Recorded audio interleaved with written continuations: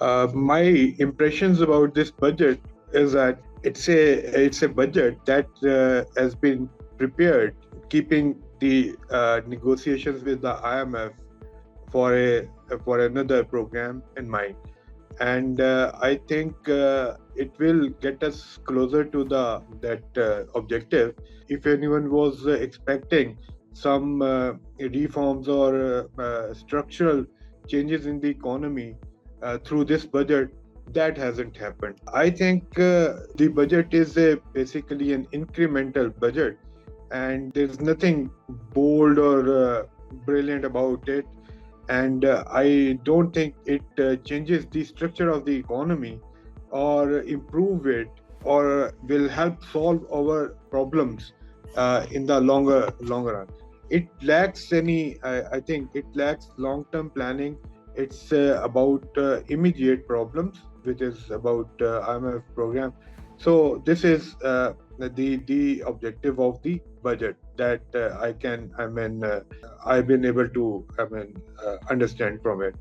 Secondly, this budget is basically focusing on fiscal stabilization, and it is very natural when you are under an IMF program, or when you are seeking another IMF new funding from the IMF.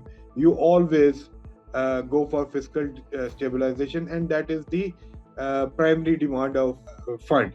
So this budget is about fiscal consolidation, and but what is happening here is that we see that this fiscal consolidation is being implemented through increase in taxation, and without cutting the government expenditure.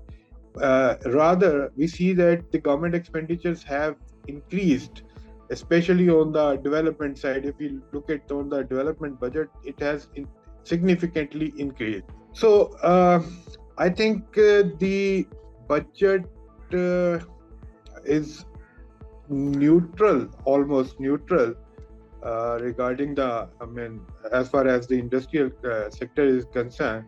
I don't think it will help the industry, or it will have any much negative impact on the industry. But definitely, it may cause some shift in the export industry, and we may see exporters looking to increase their presence in the domestic market rather than focusing on increasing their exports. And that is because of course, the removal of income tax exemptions to export oriented industries. That this budget is also focusing this budget is trying to has targeted 3.6% growth in the GDP.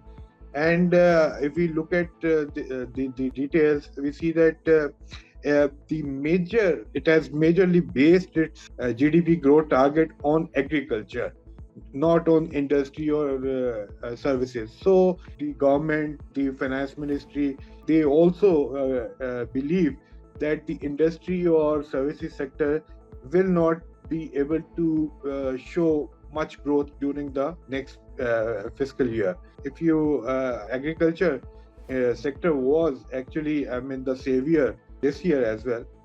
Say with 6.3% or something like 6% growth rate, and against 1.2% growth in the industrial sector and in the services sector. Definitely, the government is also not expecting much growth from the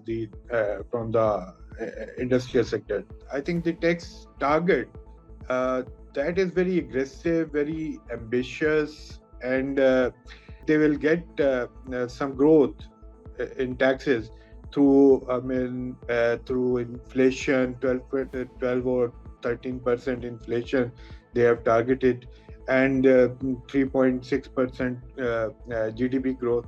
So the nominal growth in taxes would be like 17% or 15 to 17%, but not more than that.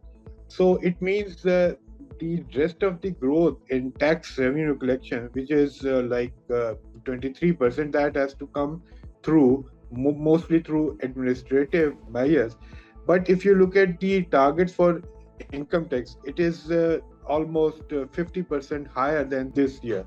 So I don't see any measures through which this growth can come. So, and then there is a 36% increase in the target for GST.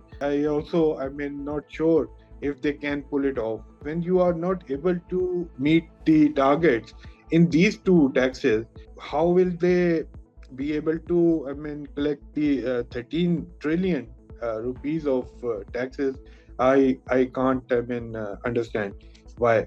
So, and the second thing is that I think this budget is not very inflationary or as it was expected, but definitely it will burden the working classes through indirect taxation, through withholding taxes, through imposition of consumption tax on supply chain of retailers.